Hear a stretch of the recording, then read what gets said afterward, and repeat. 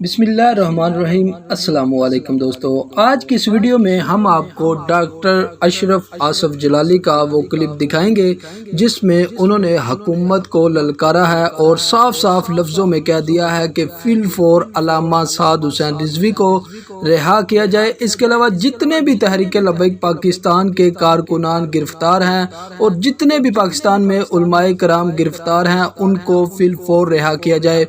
تو جی ناظرین، ویڈیو کی طرف جانے سے پہلے چھوٹی سی گزارش ہے کہ چینل کو سبسکرائب کریں، ویڈیو کو لائک کریں اور کمنٹس باکس میں اپنی رائے کا اظہار ضرور کریں۔ تو آئیں پہلے ویڈیو دیکھیں، اس کے بعد میں اس کے بارے میں بات کرتے ہیں۔ آج اس موقع پر ہمارا یہ بھی مطالبہ ہے کہ حافظ محمد سعد حسین رضوی اور دیگر جتنے بھی علماء کرام جیلوں میں ہیں، تھانوں میں ہیں، جو کارکنان گھروں سے اٹھا لیے گئے ہیں، سب کو فوری طور پر رہا کیا جائے۔